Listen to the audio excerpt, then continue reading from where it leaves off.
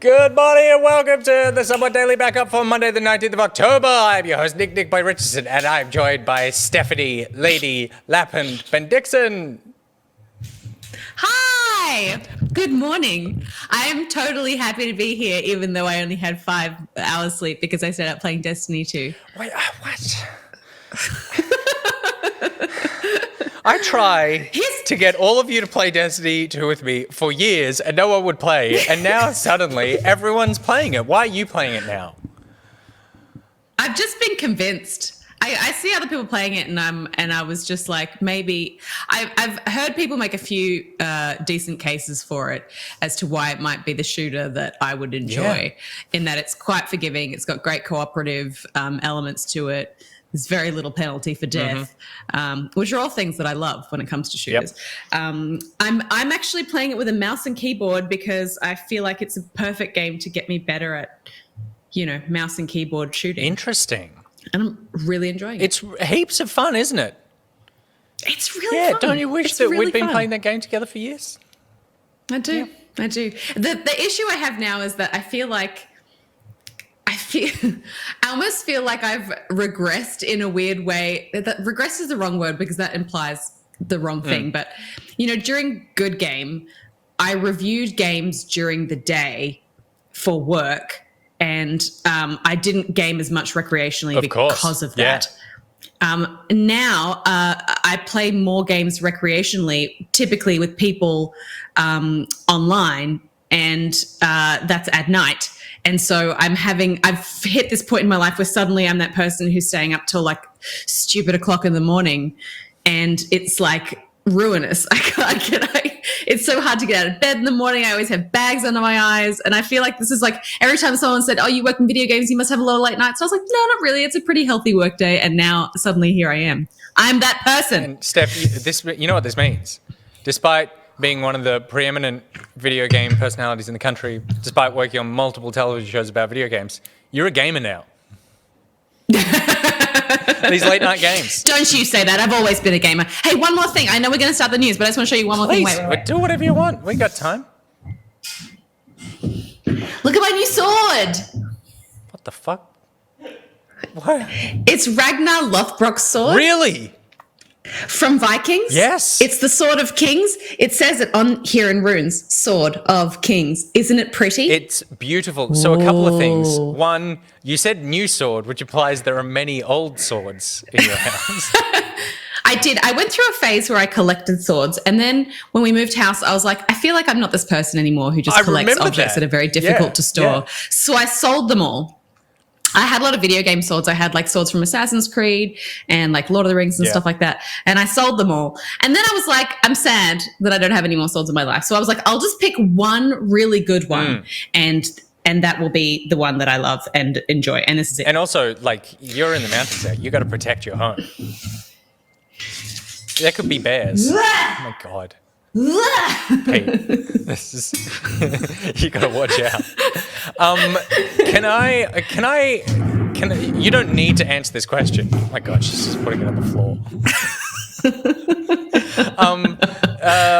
What does a sword cost? That one was very expensive. Okay.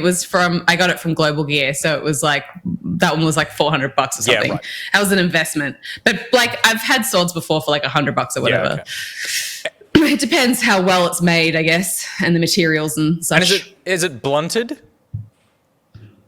Yeah. I would be able to use it for stabbing, I think, and as a blunt force object. Bludgeoning.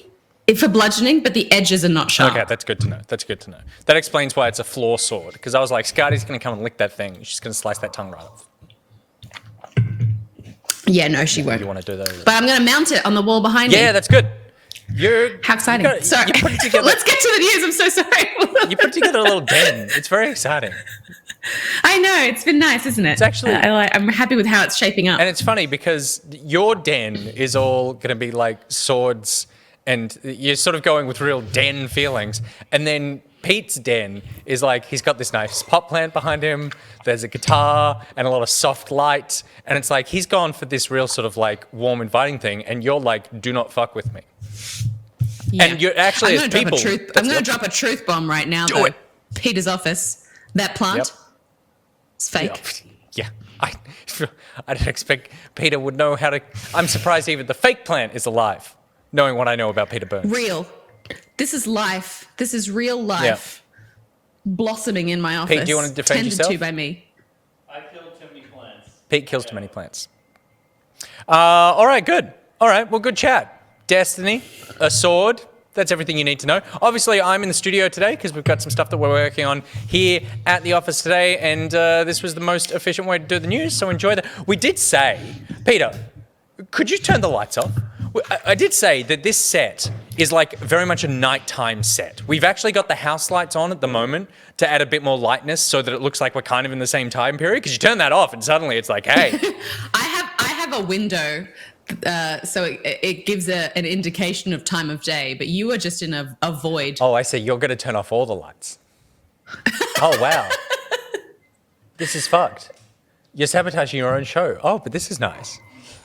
It's just your laptop. I don't mind that Now at all. you look like you're about to tell a spooky story. Yeah. It was a dark, dark night. All right, we should probably get into it. Excited to be here, excited to talk some news this week. Of course, we can't do it without shouting out today's patron, Pocketeer Pextraordinaire. I don't think that's the right word. It's Pocketeer Patron Pextraordinaire. It doesn't really matter. AKA Pete's Perfect Pocketeer, it says here in the script, which is a new addition since the last time I did this show. And today's Pocketeer is Jock Sutherland. Jock, thank you very much for being a patron. We appreciate your viewership, your love, and your donations to us each month. Jock, may your name always be funny to Peter, which is what Peter said it was. So, Jock, don't change your name because you will disappoint Peter. And the only people who are allowed to disappoint anybody is us disappointing our own audience. All right, Steph, it's time to get into the news with Tim, because Tim, well, not with Tim, because Tim's not here. If Tim was here, I mean, Tim could come here. We're with Tim in spirit. Always with spirit. And also, I would say that, Tim, there's an open invitation to you. You know, if you want to get involved in some way, we could probably figure that out. Not too much, you know, not beyond the limits of reasons. You're just like, oh God, I have a promise. Yeah, well, I suddenly went, actually, wait, a lot of people could suddenly start availing themselves of that. But Tim, if you want to get to know Tim, you just need to go to lpa.dev/backpocket and get to know Tim from the Learn Programming Academy, because Tim wants you to get to know programming, and Tim can help you with all your programming needs. And I'm sure you have a lot. I'm sure you have a lot of programming needs that you don't even know that you have yet. You know, when you buy something, you know, Steph, what's the best cooking thing you've ever bought? Ooh. Like a slow That's a good cooker or question. something? I would have to say it's the Tefal toaster and egg cooker in one. What a fine appliance. Absolutely. What an amazing invention. Let's not forget the ham warming tray underneath. Absolutely disgusting. But proves my point exactly, that you didn't know you needed a ham warming tray until you got the toast and egg. And then you went, oh, I've been eating cold ham like a monster, or I've been manually heating ham. So much like that, when you go to the Learn Programming Academy, you'll go, oh, I didn't realize that I needed to learn how to code a robot to warm ham. And so Tim can help you with that and more. The courses are mainly less than $20. They are very short, and they are all video courses, so you don't need to read a single thing. Tim, helping you warm ham since 2020. All right. Let's jump into the news now. We've spoken enough about Tim. It's time to get into the meaty stuff. And this happened relatively shortly, I believe, after either just after Backpocket last week or just after the daily news back. It must have been just after Backpocket, actually. The PS5 UI was revealed. Very, very close to the reveal of, or to the release of the console. The console's coming less than a month away. And they finally show us the UI. They did say about 6 months ago that it had been written from the ground up. Not a single piece of code had not been touched. And so they have completely redone the whole UI. And Steph, we are now living in a card-based world. Overall, what is your general impressions of the UI? I think it seems vastly improved.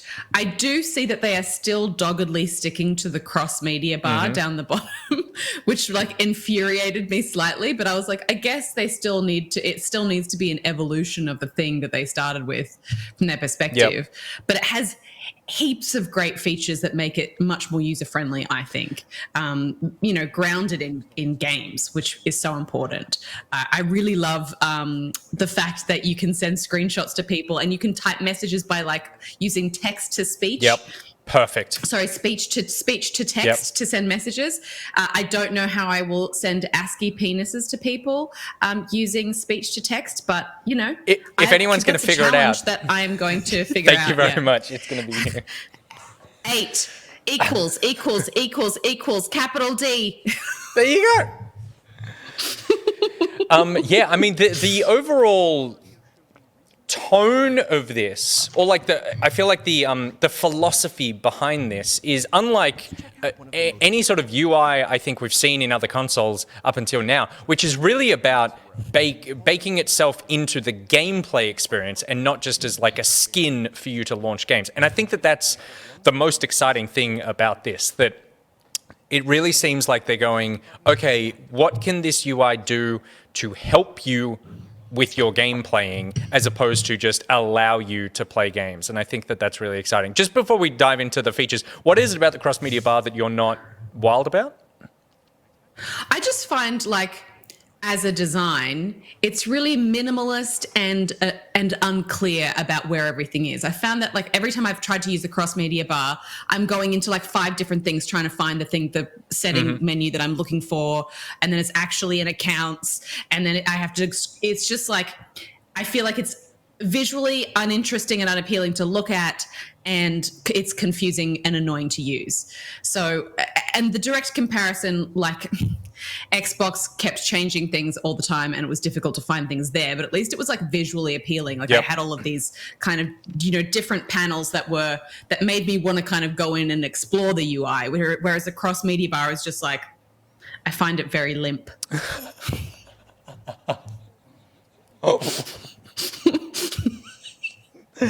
I mean, that was cogent analysis and then limp. And that was, that is the most damning appraisal of anything I can imagine. I find it limp. That is horrific. It is, picking me, it's a bit flaccid. It is the floppy peen of UIs. Look, I think that you make a lot of good points with that. The interesting thing about the Xbox UI was that the Xbox UI was built around the idea that you would be using Kinect. It was entirely built that you will be using Kinect and mainly voice to be navigating this. So we have built, we've obfuscated a lot of the UI because we think that you'll just be going, hey, Xbox, open settings, and then no one used it. And so they've been trying to like redo that UI from basically the polar opposite of, you don't need to see too much of this, you're going to be using your voice, to you need to see all of this, you're going to be using a controller. And I think that with this, PS5 seem to have gone, they've taken a bit of that philosophy of I think it's quite beautiful, this one. You've still got that cross-media bar, but a lot more card-based stuff, a lot more, and all the menus and stuff seem to be themed around games. When you put a game in, it just really feels like that game takes over your PS5 UI, which I think is really, really cool. I think so too. I think it's interesting because I was looking at some of those cards and the fact that you can go in and there's, you can get information about the time left it'll take to complete the particular task that you're doing. You can go in and see hints and stuff like that. So are devs having to code like hint demos into every single part of all of the games that they make for the PS5 from now on? Yes. So, so this is part of the activities, which is the first big thing they show off in this video. And that when you open up a game, cards come up the bottom and you can see these different, and we see them there, different sort of like things that you can do within this game. One of them being tips that you can get to go, if I'm stuck here, then you can go down there and basically get a little bit of a snippet of a walkthrough. So devs can either provide that or they can be leaning on the community for that kind of thing as well. So, Oh, okay. That's really cool that they would get community involvement in there. Yeah, I think so. I've seen some criticism online, or not so much criticism as more, concern, I suppose, that there's a big group of people on YouTube do these kinds of tips. Do we need M&Ms? Are we good for M&Ms? I think we're good. Do this sort of hints and tricks, tip walkthrough things, and that now it's being baked into the console. Is there going to be less of a need for that? I think that that's an interesting point, but I don't think that that should be something that necessarily stops development for the wide world. So they will be leveraging community for that, but I do think it's really cool that you go, okay, I'm looking for a collectible here. How do I find this? You go down there and it goes, bang, this is probably what you're looking for. And then you can either have that as an overlay and watch it and then continue playing a game, or you can pin it sort of picture-in-picture style and be able to have that running as you go do that thing yourself, which I think is really, really cool. He was talking. I didn't want to like leave in the middle of his sentence. Go get something. What's she getting? There's an alarm in the background. That's fantastic. It's probably for her Menzies, as we've spoken about on the show before. I thought it would be rude to just up and leave when Nick was in the middle of saying something. I did think it was interesting. And I also was desperately hoping no one would notice. I was sort of looking at you. I could see you out of the corner of my eye. I was like, Steph is really not reacting to what I'm saying and really feels like she's living in her own world right now. It's chaos. Good. Who wants to see my sword? So I think that tips thing is really cool. I have a concern for myself, and I think for a lot of people, that I find that I will not look at walkthroughs when I'm playing a game, and I will go, no, I'm going to do this myself, and then some games there just comes a point, I'm like, you know what, I'm just going to check a walkthrough for this, because I've been stuck on this too long, I want to find this thing, whatever. I check, and then it's a floodgate, and it's like I literally just like have the IGN walkthrough thing just open on my phone, and I'm just scrolling through and finding everything, and I think that the ease of which I can access this stuff now on the PS5, that's a slippery slope. It's like when a game has a hint system and the hint system is like, hey, you've been walking around this room like awkwardly by yourself for a while now. Do you maybe want a hint? And I'm like, no. Yeah. And then I keep walking around. It's like, hey, I see you're still in this room. You haven't completed the objective yet. Do you want a hint? And I'm like, fine. Totally. And then I feel like the shame of accepting the hint. But then it's also like, once you've accepted the hint, you're like, well, I've just proved myself to be like a trash tier gamer now. I guess I may as well take all the hints. Exactly. I'm pathetic, and 1 or 1,000 of them is all the same. The other thing that you mentioned, I think how long is left in this activity that you're doing is super cool. I think that's one of the most exciting things about this for me. I have questions about that too, because I mean, is it just literally the completing the main objective, or is it like the task plus all the extra things? You know, when it's like you've completed, like you can finish a game, but you've completed like 64% of it because you haven't collected all the things and done all the different stuff. Yep. So I've always found that like super misleading, because sometimes I'll go in and I'll see the game is like, it's like, 42% completed. And I'm like, oh my gosh, I've still got so much of this game left to play. And then it's like, surprise, it's over. Totally. And it's because that was actually, the completion is everything. My understanding is it's actually, it's about the activity that you're doing at the time. And so it's about like main quest or like side questy kind of things. I don't think it's about collectibles, because that kind of is much harder to sort of analyze how long that takes to do, whereas it seems to be sourcing your gameplay time and potentially other people's gameplay averages and putting that together to go, most people, it takes about 8 minutes to run through the rest of this level from where you're up to now or whatever. So that to me is really cool as someone who I have a lot of my time is sort of chunked up during the day. So it's like, I can go, actually, this mission, if I start this now, this is going to take me 35 minutes, or it's going to take me 10, and I can punch this out before I leave. And I think that's super cool. Walkthroughs, which we did as well. And there's also the screen sharing with friends. So as you talk, you can do like obviously voice chat and stuff with people, but you can also watch people play their game, sort of pinned as an overlay on your screen as you play yours, which seems to be like, I know a lot of people who do this in Discord, where it's like, I'm just going to stream a game, And I mean, Pocketeers do it all the time in our Discord. I'm just going to stream. Friends just come along and chat, and you're not really like streaming for them. It's just that the game is there as a thing to look at while you talk. Yeah, I like that. I think it's a cool feature. I think,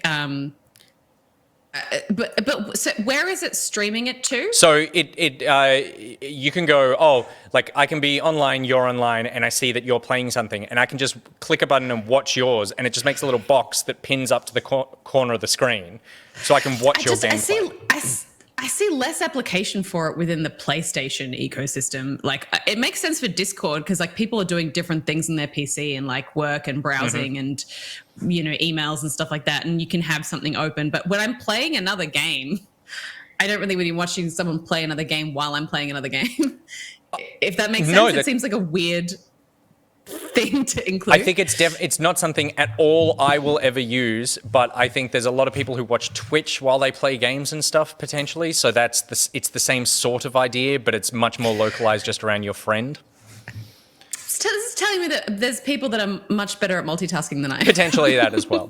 And then the final part of this activities thing, one of the final parts of is the jump to a specific part of the game, which I think is awesome as well. So you're looking at, like, they use Little Big Planet here as the example. There's a bunch of activities that you can do, and I want to jump to, I want to complete this one that's like, go find this mask or whatever. And you can just click on it in the UI, really, and it takes you to that in the game. How cool is that?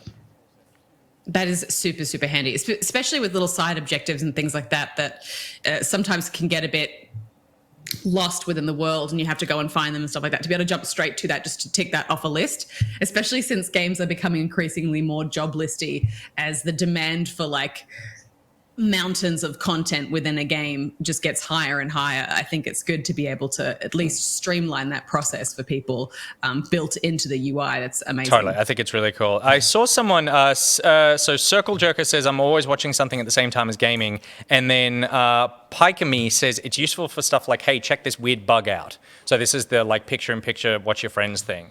And it could be like, oh, check out this awesome boss as I'm doing this thing. So like it could just be for snippets of stuff as opposed to like, oh, I'm going to watch you play for 2 hours.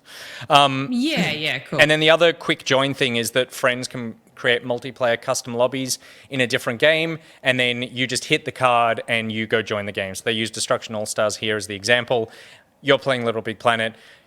I decide I want to do a Destruction All-Stars game. I'd make a custom lobby, and you just go to that card and go join, and then it just boots you directly from your game into Destruction All-Stars playing that game. Again, just about that UI magnifique helping you get into games, which I think is very cool.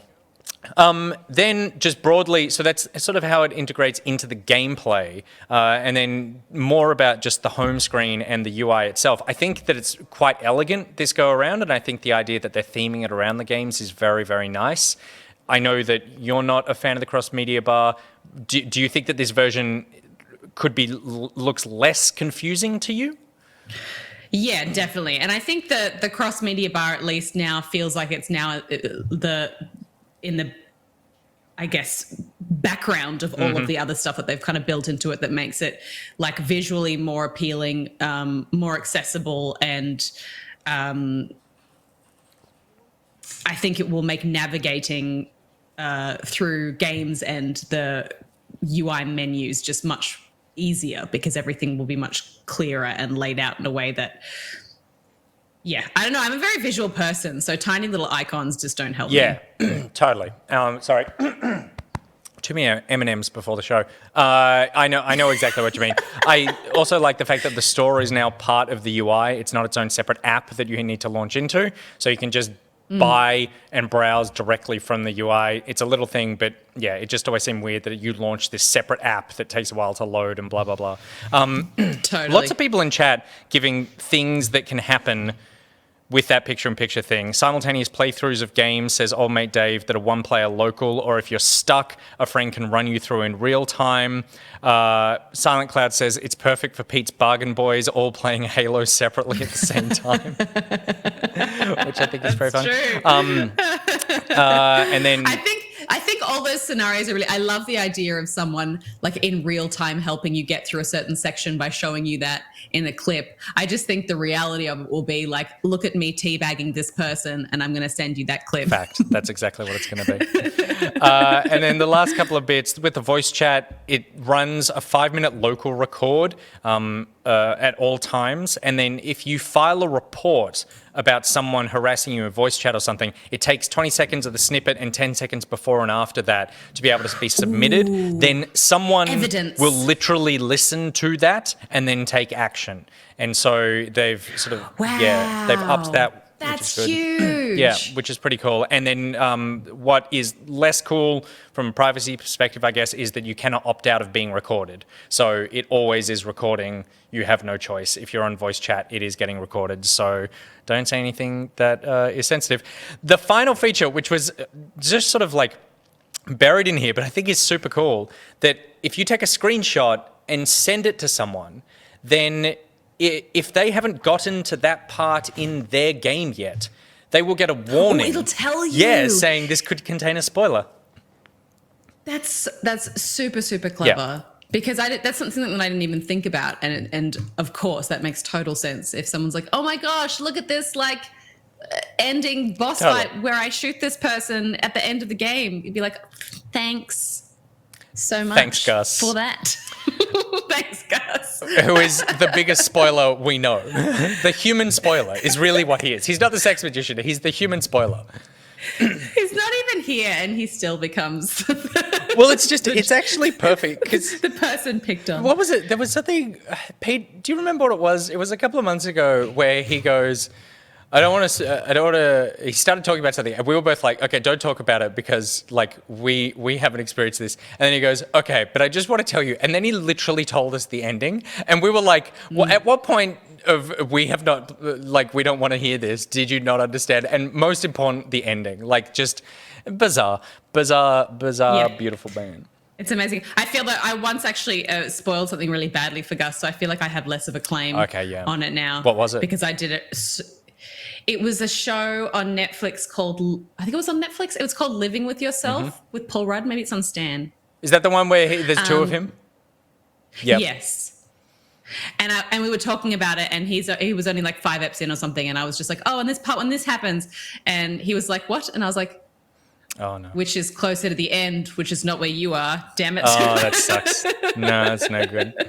Yeah, it was pretty crucial. I just never talk to anyone about anything, and that's how I make sure that I don't spoil anything.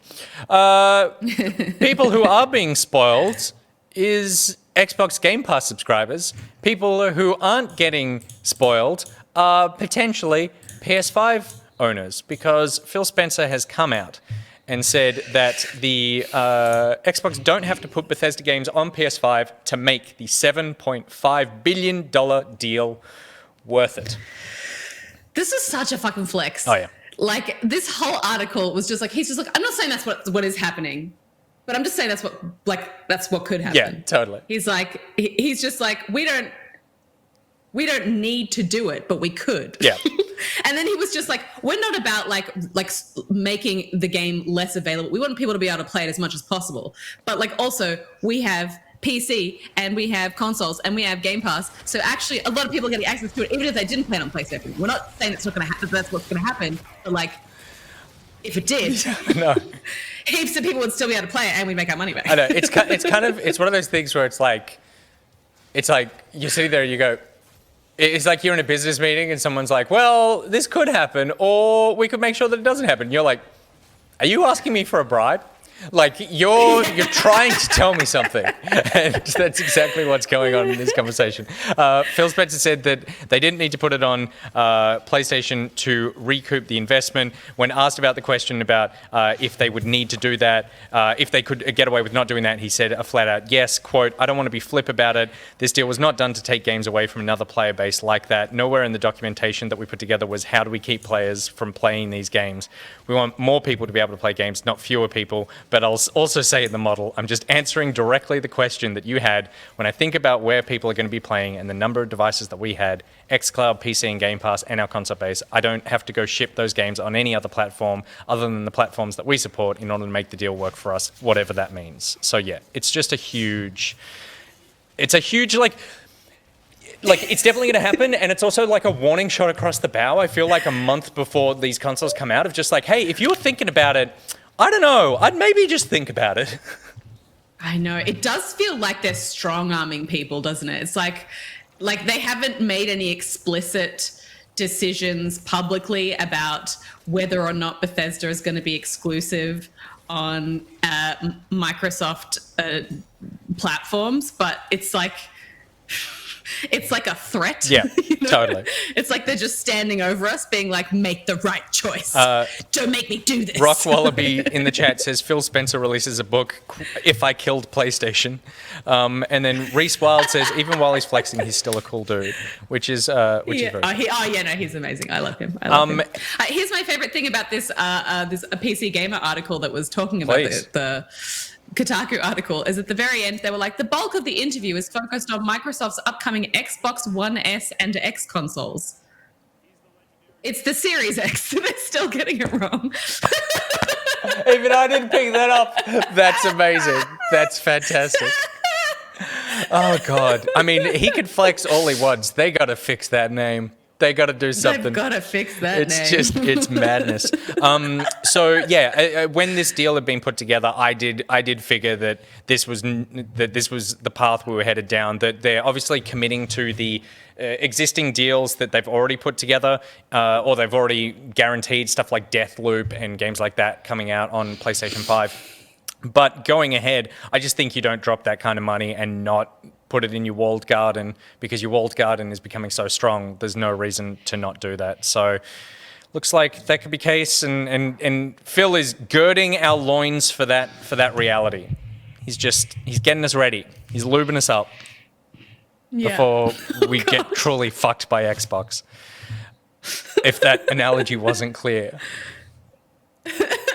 Good. All right. Let's move on now to I got no smooth segue, Cyberpunk. I mean, we have heard so much from Cyberpunk. What other game puts out basically monthly streams, half-hour live shows about their game coming up? Is this too much Cyberpunk for you, Steph? No, I don't think so. I think they've just had a really clear promotional strategy sort of built into their whole dev cycle, where they were like, at this point when the game, leading up to the launch of the game, we're going to start releasing streams, and we're going to have content, promo pieces built around the life paths and the cars and this thing. I feel like it's really smart, really, because it does nothing but get you hyped for just how multifaceted and broad the game is going to be. I don't think it's too much, because with a game that size, it's not like you're not going to leave anything left for people to discover. It's just showing people just how much there is, and kind of deep diving into all of the sort of subcategories of exciting things to enjoy. The only thing that I found, I guess, a little bit frustrating about this is that, like, I'm a person that doesn't really care about cars that much. And I guess I hadn't really thought about Cyberpunk as like a big futuristic GTA, but when the focus is on the cars, that's totally what it looks like. And it makes me kind of less excited about the game. I don't know. I want it to be really RPG focused, and I know it will be, but just seeing all of that kind of driving around and crashing into stuff, and the kind of lulls and hijinks of like funny cars and vehicles and things, which is fun, but it kind of it made it look like something else and less something that was kind of new and original. So I don't think that'll be the case, but no, I guess that was just the feeling I was left with after watching that trailer. I totally get that feeling. I think that I think what they show off is really impressive, just in terms of the sheer scope and variety, and the really strong visual designs between all the different brands of vehicles and that sort of thing. I think is really cool.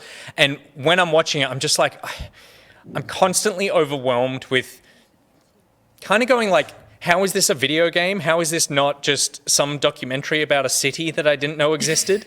There's just so much complexity and so much apparent depth and detail in it that I'm just like, oh, I don't know how you make this. I can't wrap my head around someone going, this is all the stuff we're going to put in this. It's just like, this should have happened organically over the course of 200 years and not 7 or whatever. But I also definitely agree that when stuff like this happens, you just keep thinking of GTA. You keep thinking of that, like, I think also more importantly, that tone, not even necessarily the gameplay, but just that tone of like, oh, it's when you're driving, you'll hit a bunch of cars on the way because that's like the fun thing to do as you're getting from place to place.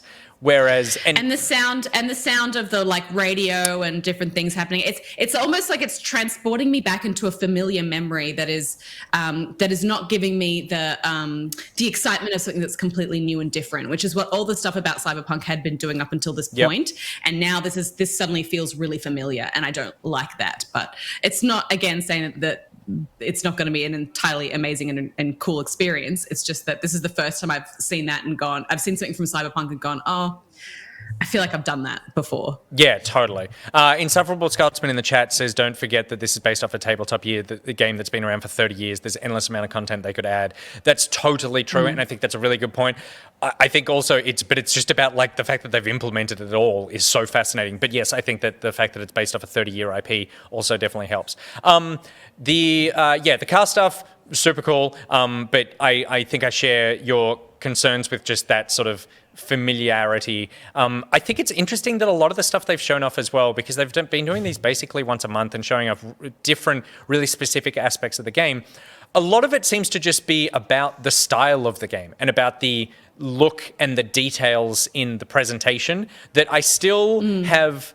We've seen gameplay and we've seen some things of like how missions play, but I still have a broader lack of understanding about what the full game is. I don't think that's a criticism. I think that means that like I'm just excited to be able to dive into it. But I think it's pretty impressive that you can make a game where you go, we're going to spend half an hour talking about this one aspect and not actually touch on how this stuff really is involved in gameplay, and more just about like, this is just all the designs that we have in it and how we built and how we put all this together.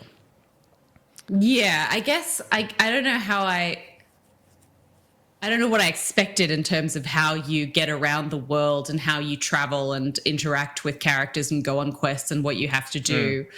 But of course, it is just going to be a big city that you get around in with a car and you will talk to NPCs and go on missions. It's still going to be that at its core, I think. The combat that I've seen looks a little bit more involved than your typical shootouts that you would have in something like a GTA. Yeah, for sure.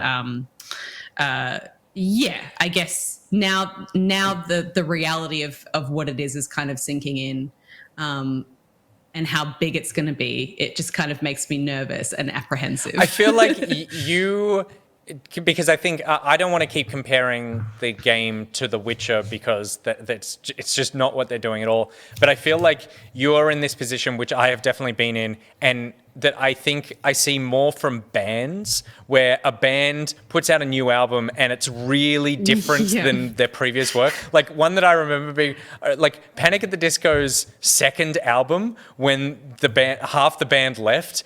And they basically put out an album that sounded like they were trying to be the Beatles, as opposed to being like the sort of... Are you talking about Pretty Odd, which is actually an excellent album? It's one of the few cases that I have loved the first album and totally gone through that shift and loved it. Yeah, right. So I just never really hooked into Pretty Odd. And I was just like, go back to do that thing that you... Like, it's like, that is how I've identified you, and now you're doing something different. And I think CD Projekt Red were just so heavily identified with a tone of game, and that now they've gone to this, and it's like, oh, they're doing this sort of like, it feels a bit tongue-in-cheeky, it feels a bit GTA and that sort of thing, and it's like, yeah, when I played The Witcher, I never deliberately crashed Roach into every other horse that was on the road as I was heading somewhere, but I feel like that's what I'm going to do in this game, and that feels like... It's like, how do you build an open world game set in a city that doesn't remind you of GTA. Yeah, You can't totally, really. yeah. You can't. Yeah, unless they have, and then from now on, when we look at the next GTA, we'll be like, oh, they're doing Cyberpunk. They're trying to make a Cyberpunk game now. I guess like, I don't know, when I think about something like LA Noire, that was kind of a good example of a game that had GTA elements but had a very different gameplay kind of mechanic to it, so it didn't feel totally the same. Yeah, because the open world was kind of like addressing on that to just get to interviews, basically, as opposed to like hijinks in the environment. Yeah, totally.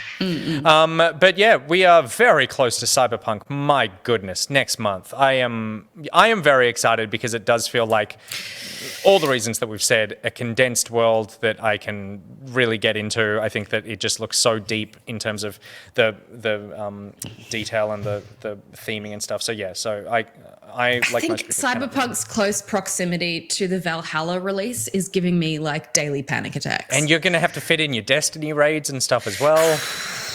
What are you going to do? And Baldur's Gate, I'm still very much on Baldur's Gate. You're very much on a game that doesn't come out for a year. Like I know, but I really like it, and I want to play the thing that I'm into in the moment. But that just happens to be like 5 games at the moment, so it's very stressful. Life is hard. Life is hard. You know what I did, because I want to play Baldur's Gate as well, but I just feel like I can't justify doing it now because I'll want to play it when it comes out, the full thing, and not finish it then. It's totally valid. But we'll play it together when it comes out, and I will be able to give you the wealth of my experience from early access. That's exactly what I want. And so instead, what I've done is I've bought Divinity Original Sin 2 on the Switch because I never finished that game, and it has Is there crossplay? Can we play together? Does it have crossplay? Maybe it has crossplay. It definitely has cross save because I can just take my Steam save and use that on the Switch and bounce back and forth. So I can't see why there wouldn't be crossplay. Is what we should look that up right now. Crossplay, Divinity, Original Sin 2. There's just that name is way too long to put here.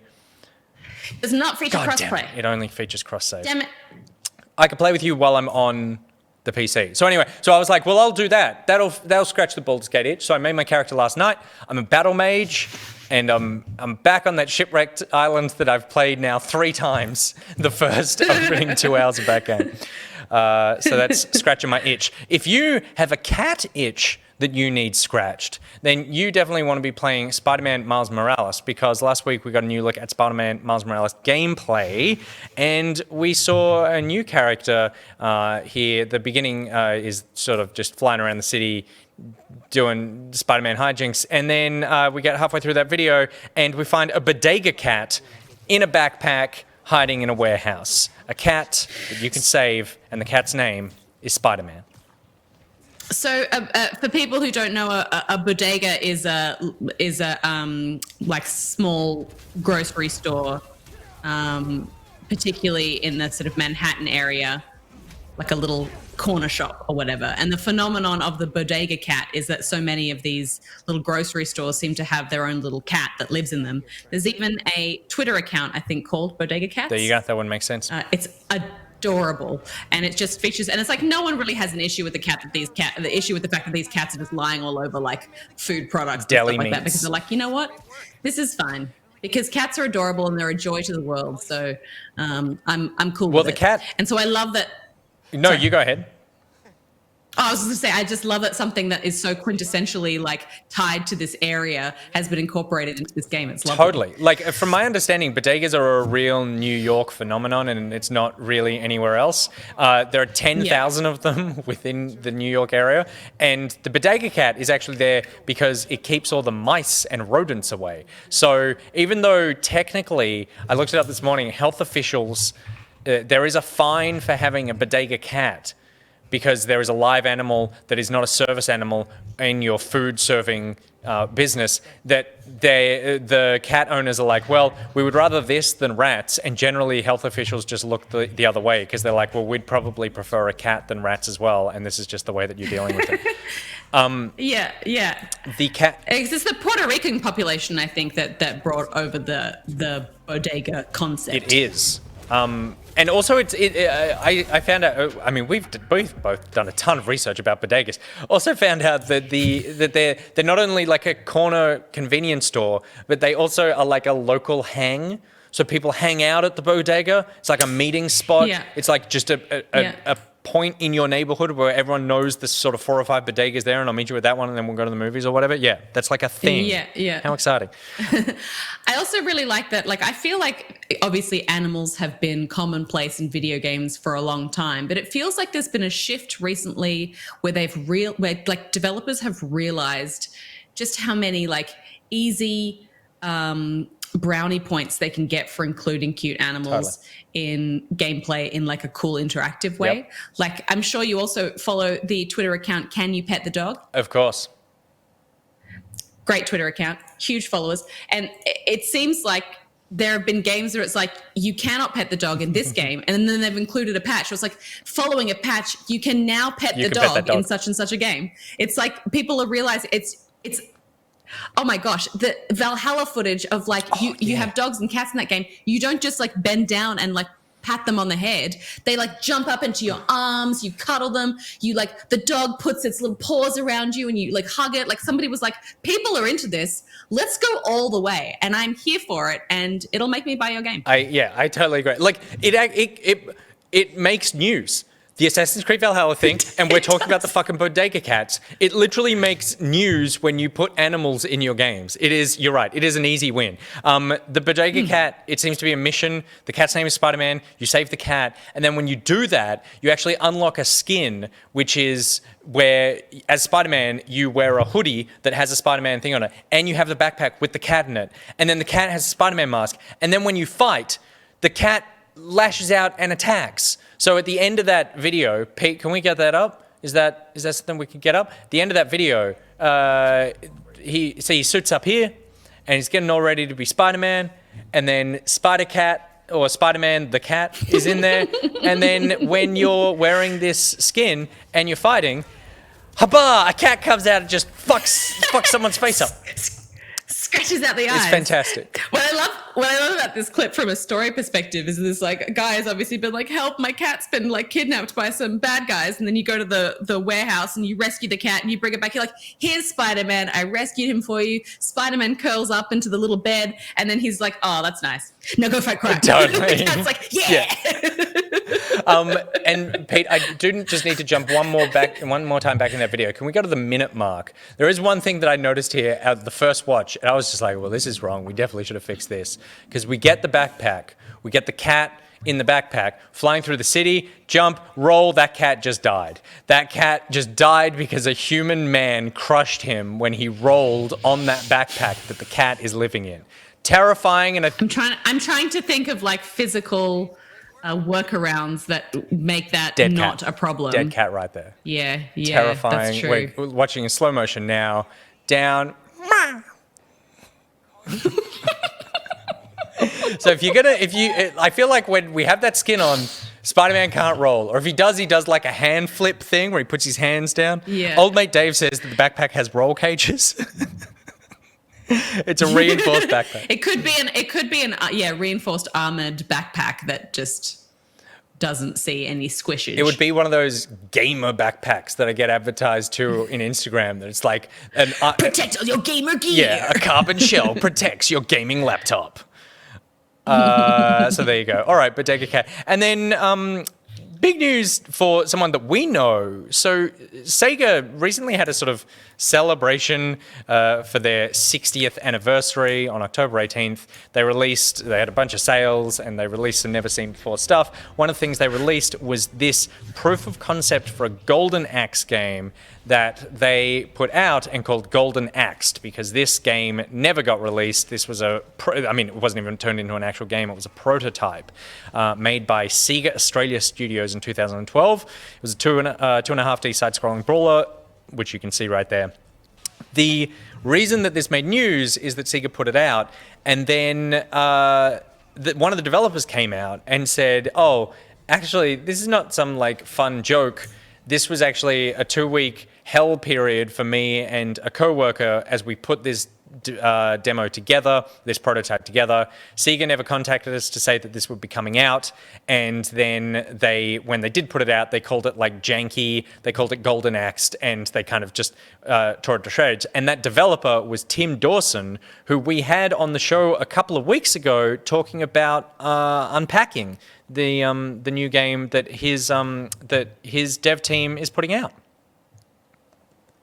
Yeah, it's crazy. I feel like I'm so confused how this happened, that they would release a game without telling the developers from 2012, apparently didn't consult them at all and, give them any kind of credit, and then kind of like verbally trash it. It's just such poor form. It seems like a real marketing intern oversight. It feels like I was in charge of the marketing. This feels like the kind of bullshit I'd do and just not consider someone else's feelings. So Tim on Twitter, once because he saw this on Steam and so then decided to make a thread about it. He said that it was his personal nexus of nightmare hours, inept management, industry realizations, and heroics achieved with a small team under unreasonable conditions. And the thread is definitely interesting to go read if you go check out Tim's Twitter feed, which is, I think it's Ironic account. I should actually have that up. And what's the motivation behind, from Sega to release this now? Is it just are they releasing it literally as a jokey thing that's just here's an old trash game that never got released for good reason, and now we're putting it up so everyone can play it in a funny way? I would say so. I think that it's here's an 60 year anniversary. Here's a look at some of the stuff that didn't make it. But I also reckon there's a 1% chance that they were we put this out, it actually gets enough love, and we managed to get enough pre-orders to make this game. That I think that's the tiniest part of their thinking. But I think most of it is just here's an insight into the company, in the same way that Nintendo with something like Super Mario 35 or whatever the Battle Royale Mario thing is it's just this celebration thing. But I think that just the fact that they treated it like it was a joke when actually the way that it was developed was really stressful. So Tim goes on to talk about how it was made under total crunch conditions. They weren't paid extra for this. They he and the other developer basically put together this prototype in insanely fast turnaround, presented it to the board, and then the management were like, "Oh, this isn't very good. Maybe we should just make it a pre-rendered cutscene." And he's like, "Are you kidding? We killed ourselves trying to put this together because you suddenly wanted it for some reason, for the pitch and that sort of thing." So it is that just miscommunication of going, "Oh, you management had no regard for how work like this impacts people," and then that story, because it never got beyond Tim and that management team, never filtered up the chain to Sega Global, who then went, "Oh, we'll release this because this will be fun and we'll just make a joke about it." Yeah. It's stressful for Tim, but he does say at the end, Golden Axe may be janky, maybe buggy, maybe an artifact of its time. The Steam page says that Golden Axe may be janky, may be buggy, may be an artifact of its time, to which Dawson replied, "Go fuck yourself, parasites." So I think that's a nice cap to that story, I would say. And then a couple of quick things, just rounding out the news with the leftovers. Blizzard have announced that they're ending development of new content for StarCraft II. Steph, you've gotten into Destiny 2. Was StarCraft next on the list? No. All right. No, never. I guess that makes me wonder, I feel like the StarCraft 2 population of players is still pretty high, is it not? Is this any kind of indication that they're oh, we're going to start making a StarCraft 3, or is that just not going to happen? I don't know if they're going to make a StarCraft 3. I feel like there's definitely still a competitive scene around StarCraft 2, but there's still a competitive scene around StarCraft 1, so you don't need to put out a StarCraft 3. They're still going to be maintaining the servers, maintaining the esports community. The game will go into maintenance mode as opposed to it just won't have new content dropping. But I'm sure that somewhere within Blizzard there is a pitch and a demo and everything around StarCraft 3. It's just about whether it makes financial sense to put that out. So yeah, but they are kind of going to holding mode now, and it's impressive that they've been going this long with the amount of content for StarCraft 2. But Spasm in the chat says we'll be fine, we'll keep playing. So there you go. Rockstar have acquired Ruffian Games as well, who are the makers of Crackdown 2 and helped out on Halo the Master Chief Collection. So we've got a new Rockstar studio, and they're now called Rockstar Dundee. The co-founder of Ruffian, Billy Thompson, says, we're incredibly excited to be joining the Rockstar team. Not only do we have the opportunity to work on some of the most successful entertainment properties in the world, but Rockstar's investment in our studio is a great sign for the continued expansion of game development here in Scotland. They didn't announce what they would be working on, but that statement says that they would get the opportunity to work on some of the most successful entertainment properties. Do you want more games out of Rockstar other than GTA and Red Dead? Do you want them to go to Bully and Ping Pong, like those sort of more experimental sort of stuff, Steph? I would just love Rockstar to kind of create a game with women in it. Good. Yeah. Like, obviously, like that. I mean, I understand there are women that feature in like Red Dead 2, but I still feel like it seems but like they're all prostitutes, like, as are the GTA women. I feel like I want Rockstar to kind of step up with something that is just a little bit more inclusive. I know that's a really like lame PC thing to say, but like, I feel like Rockstar has so much cachet to it and people have so much respect for them as a development studio. I would love for them to come out with a completely new IP that is just a little bit more current. Yeah. That's what I would love from Rockstar. I mean, Rockstar are kind of, and have been for longer, I suppose, that a Naughty Dog level of developer where you just go, when they put out something, the gaming world pays attention to it, not only from a from a player perspective, but from a development perspective of people being like, oh, you're kind of like the industry leaders in terms of what happens here. So yes, I agree. I'm also just very much over the sort of criminal man struggling with his criminality that is the sort of motif of Rockstar games, the last 4 or 5 games, just bouncing between GTA and Red Dead, where you go, they're all phenomenal in their execution, but it is just, we kind of just keep seeing the same story of like, man in too deep in this thing, trying to get out, trying to be his best self, but keeps getting dragged down. And I agree that I think it's just time to tell a new story. And obviously, Dan Houser has left the company. He was in charge of a lot of the story development on those games. There's clearly a lot of people who work there who were doing a lot of the work on those, but maybe with a new creative lead on that, then we could see, them branch out into a new direction. So I totally... Yeah, I think so. I feel like there's also just been enough... there's been enough ground covered with other games in recent years, with more diverse playable casts that would make them not afraid to do it. I understand that GTA is a very particular fan base that they want to cater to and stuff like that. But like, yeah. And somebody mentioned that there's a female playable character in GTA 6. What? Well, GTA 6 isn't a game. GTA 5? I feel like maybe this is just speculation. Maybe there's a leak or something that has come out, but I mean, it doesn't. GTA 6 is coming out in 2029. Right. Maybe. No, so hoping for one. I think that people were asking for it. Maybe they meant GTA Online. You can play as a woman. Oh, people were asking for it. Yeah, because it's also just like, I understand that it's a big deal if you've had a franchise that's very male dominated to have like suddenly a female lead in it. But when you have 4 male characters, like you can make one of them a woman. Yeah, totally. No, absolutely. And she can be a criminal and she can be sexy. Like that's fine. Just like make her not a prostitute. It's not the highest bar we're asking for here. No. And finally on that, I would also like to see Rockstar make a game that is not just deeply cynical about the world. I think that I would like to see a game... I would like to see a game of scope that is not cynical. I feel like a lot of games of that kind of scale end up down this path of like beaten down by the world and there's not much you can do about it.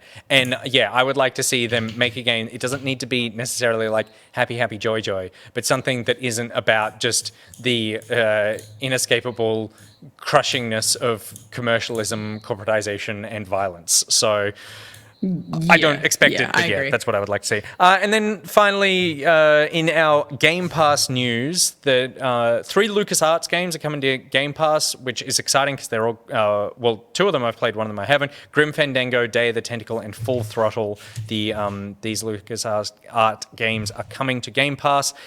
Day of the Tentacle, I love. I played that remaster on Pocket years ago. It was fantastic. Full Throttle I've played. I haven't played Grim Fandango, so I'm excited to jump into that one. I hear amazing things. Have you played that? Yeah. Yes, I think I've played a bit of it a long time ago, though, so I feel like it would be a great time for me to jump back in. Totally. And then the other big one that got teased overnight, and this is a really big deal, I think, is that it looks like Rainbow Six Siege is also coming to Game Pass. And we got a teaser coming out in That's huge. The funniest way. It is huge, isn't it? So this is the teaser that the Game Pass account put out on Twitter. Oh, yes. Okay. 6 rainbows over a siege. Over a siege, yep. And yeah, this is really big news, I would say. Solve this puzzle.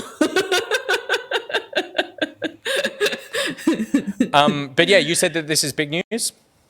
Yeah, this is huge, I think. This is like a game that I feel like is really taken off like in a big way in the esports scene. I think it's sort of getting more players every day. I think it's going to be a big deal to have this even more accessible for people.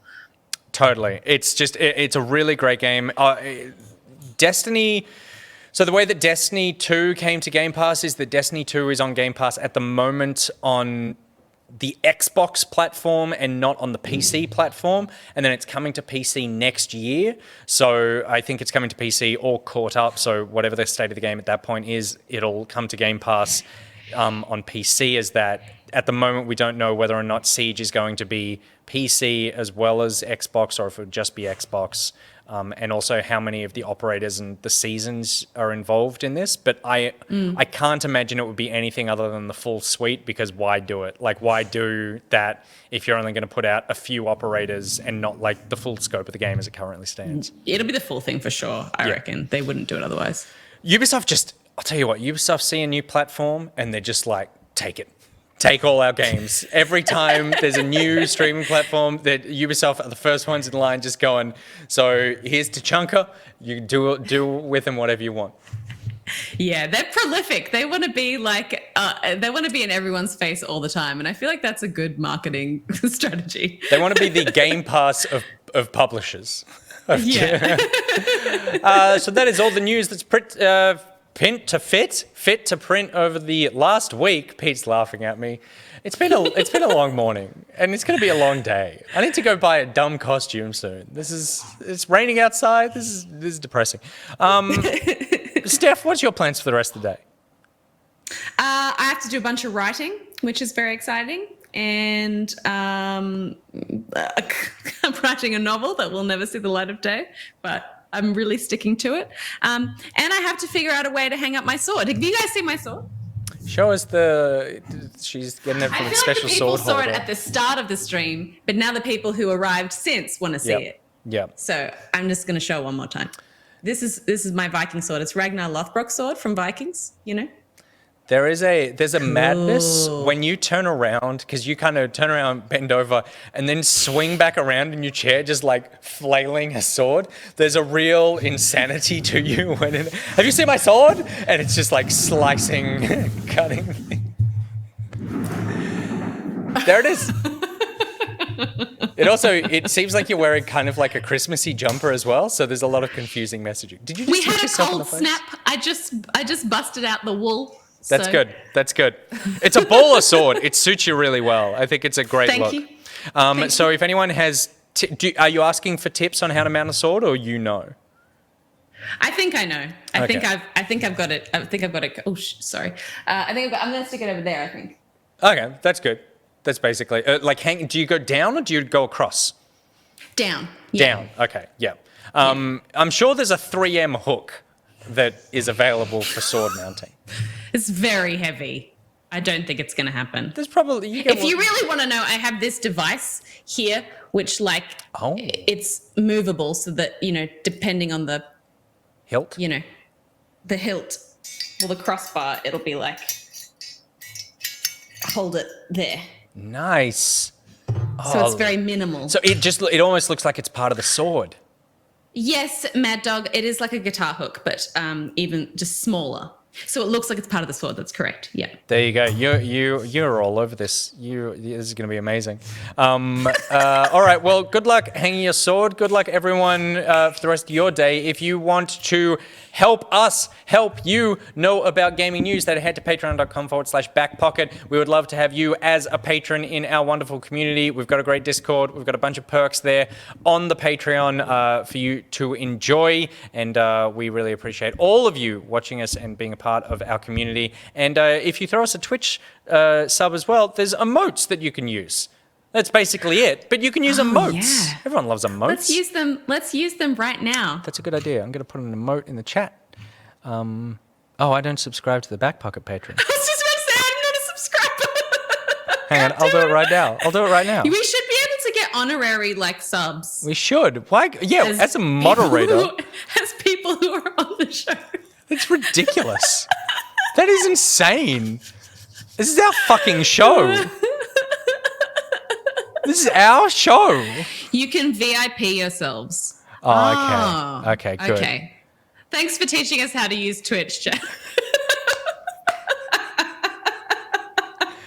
That's very funny. We're professional. We know stuff. Oh, yeah, Pete, where are those Scotty emotes? I think we were still limited to what we could put up here. Oh, we're still limited? Yeah, we don't have infinite. Okay. We submitted some. We'll figure this out. We'll probably lose us. We're just taking up 4 slots. You see our faces on here the whole time. That's ridiculous. All right. But we'll figure this business stuff out, not on stream. That feels like probably the best way to do that. All right, everyone. Thanks very much for watching. We will have a first play for you tomorrow with the playback. We'll be back on Wednesday for more news. We'll be back on Thursday for the show. Steph, back out.